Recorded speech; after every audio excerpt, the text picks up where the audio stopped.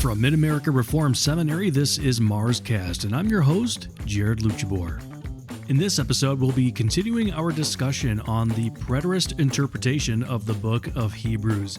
Last time, we looked at some evidence from Hebrews related to the persecution of Christians and how that might suggest the book was written before the destruction of the Jerusalem temple in 70 AD. Well, today we're going to dig a little deeper into the text of Hebrews itself, examining whether the author's descriptions of the temple sacrificial system indicate it was still ongoing at the time of writing. Professor of New Testament Studies Dr. Marcus Minninger will walk us through some of the key passages in Hebrews and the nuances of the Greek language that shed light on the timing of when this epistle was composed. He'll weigh the evidence and consider how much this dating question really matters for how we interpret the message and theology of Hebrews.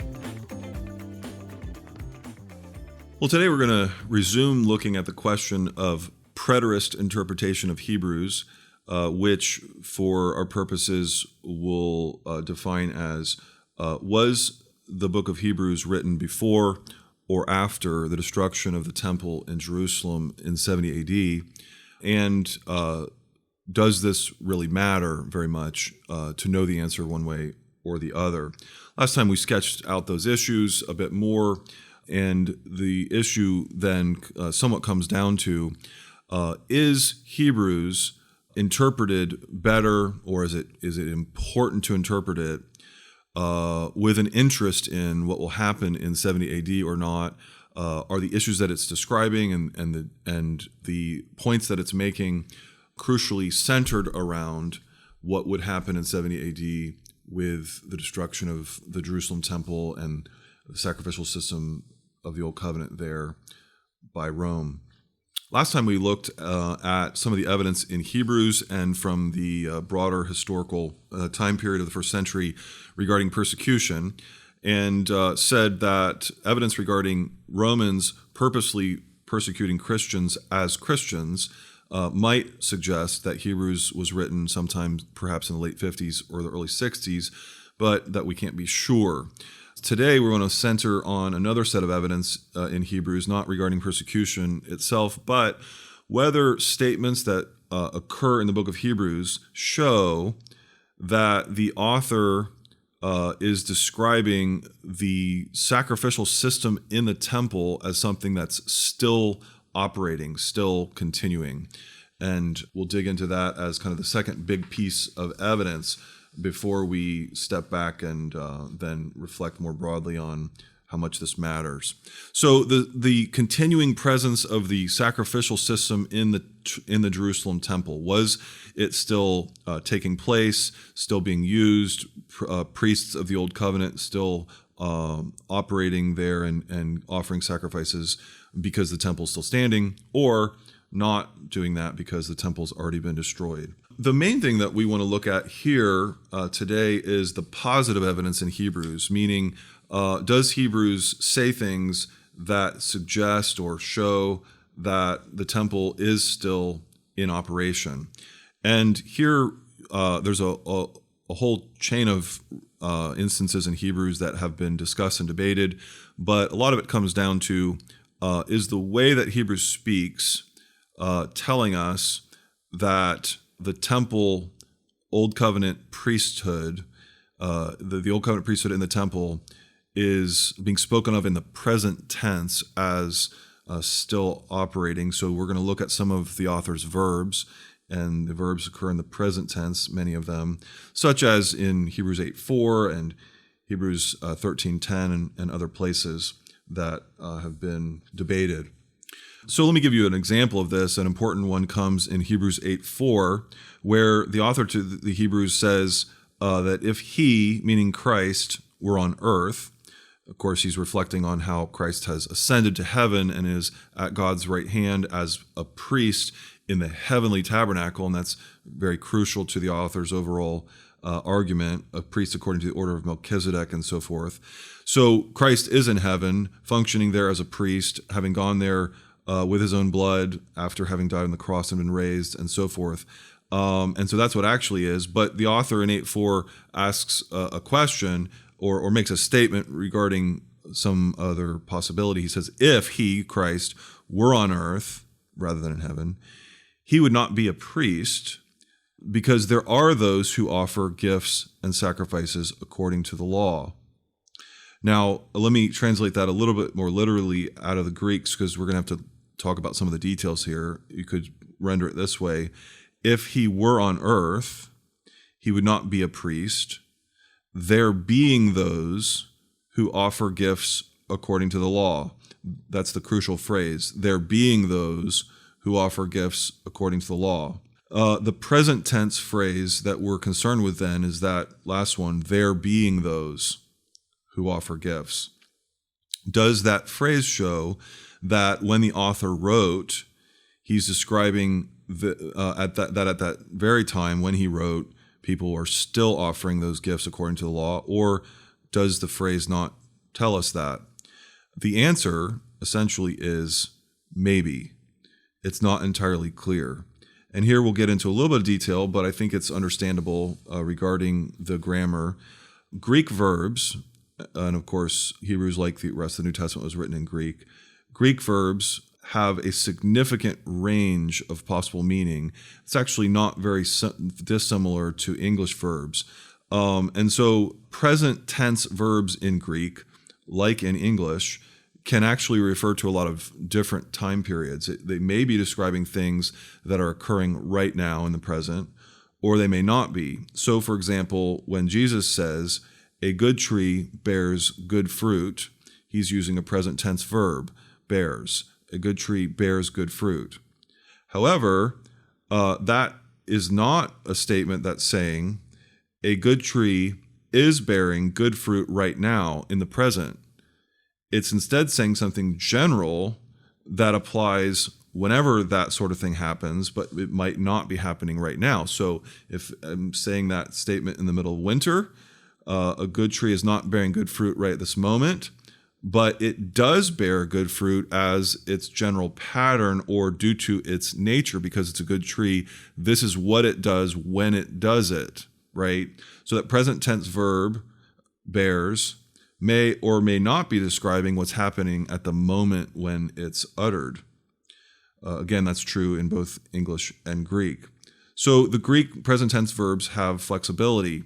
A second thing to notice here is that this particular Greek verb that we're considering in Hebrews 8:4 isn't what's called an indicative verb, but it's a participle. It's an ing verb, or a verb ending in ing. We said, there being those who offer gifts according to the law. You can hear that ing ending. And so it doesn't say, because there are those who offer gifts. It says, there being those who offer gifts. And the issue there is that participles in Greek get their time reference from the main verb that they're connected to. But the main verb in this instance is a verb whose time reference isn't very specific, because the main verb is he would not be. That's the main verb. So the sentence, again, you can read it in Hebrews 8:4. If he were on earth, that's the if statement. He, Christ, would not be a priest. That's the main verb. He would not be.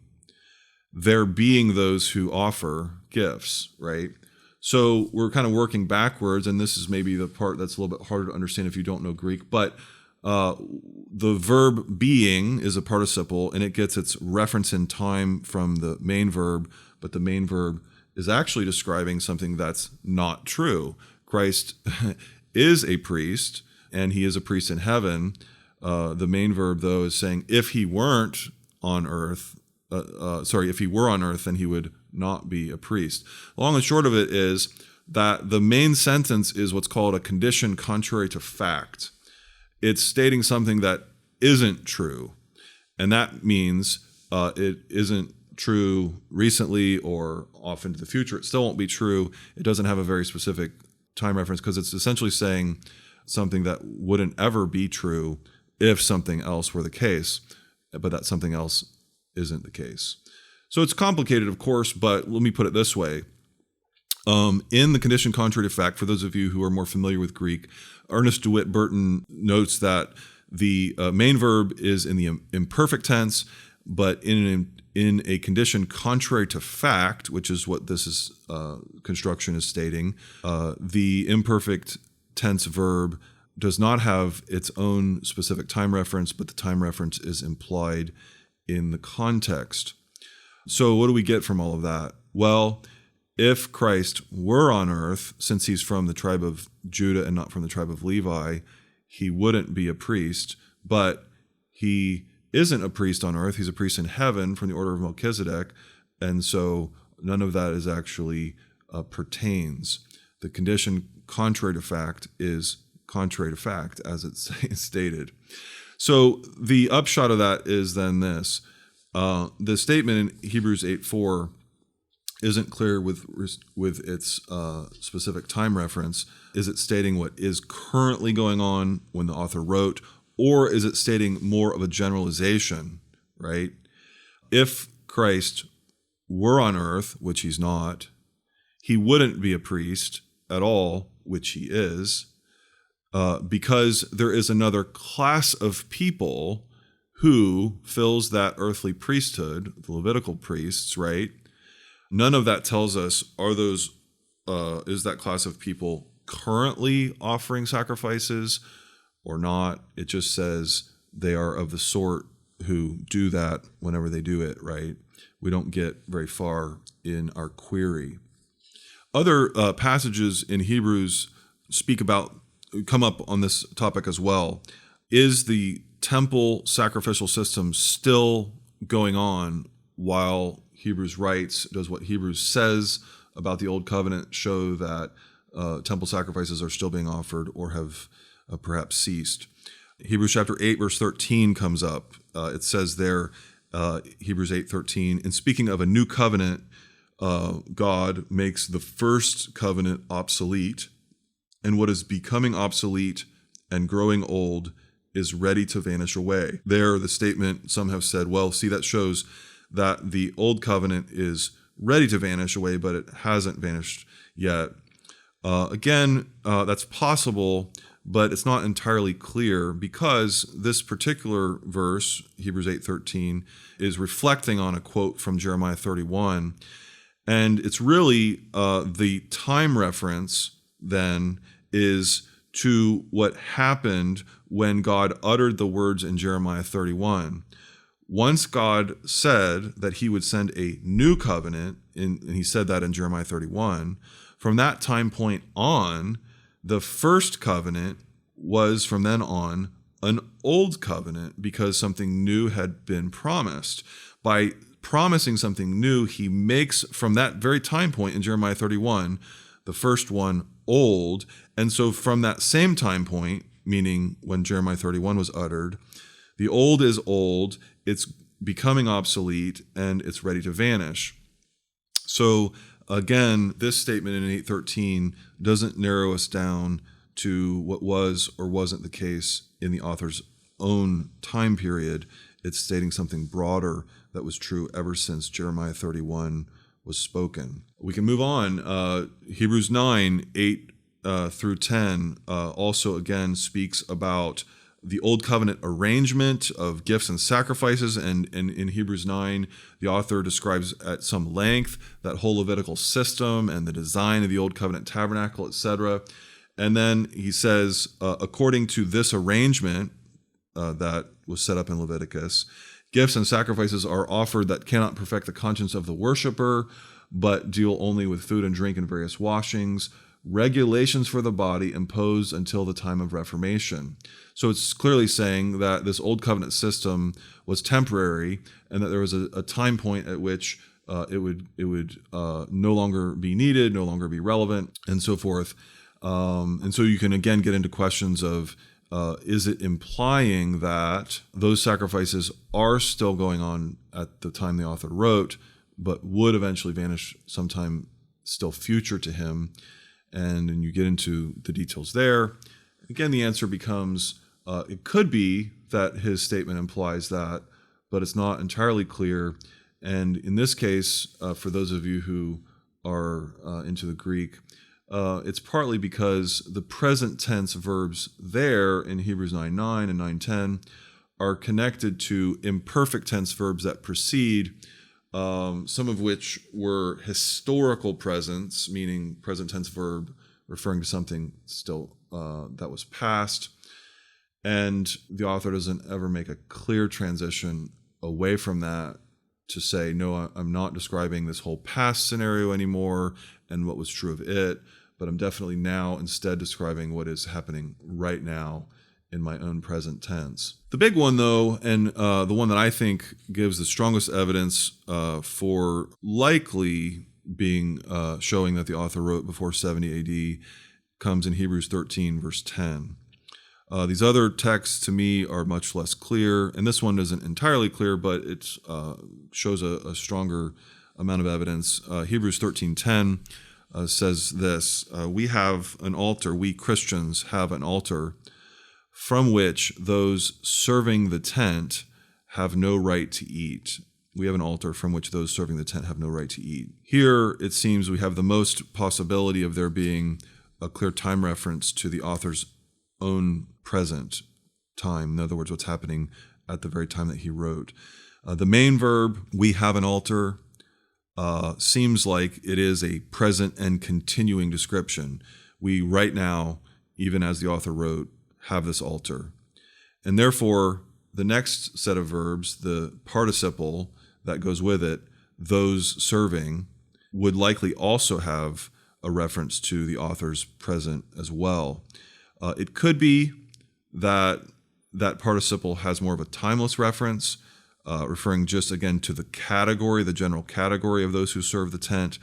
But in the immediate context, the author is actually giving an exhortation to his own audience not to be drawn away to other table fellowship or other food fellowship that does tempt them, because we, Christians, have an altar that we have a right to eat at. That would be the altar in heaven. And those serving the tent don't have that same right. Again, all this seems to be very here and now, describing the audience, what tempts the audience, but what shouldn't tempt the audience, and why they can have a confidence that those who serve the earthly altar, that they seem to be tempted to go eat with, in other words, go eat at the temple or go eat at a synagogue service of the sort, those people are not people that they should go and eat with in those religious ceremonies, because we Christians have a different altar that we eat at, and we need to be clear about that, and we need to be clear that those who continue to serve the earthly temple don't have that same right. In other words, they're not Christians, they're not a part of the enduring community of faith who have their inheritance in heaven at the heavenly altar. So Hebrews 13:10 seems to me to be the place where the present time of the author's own situation and the audience's own situation peeks through most clearly.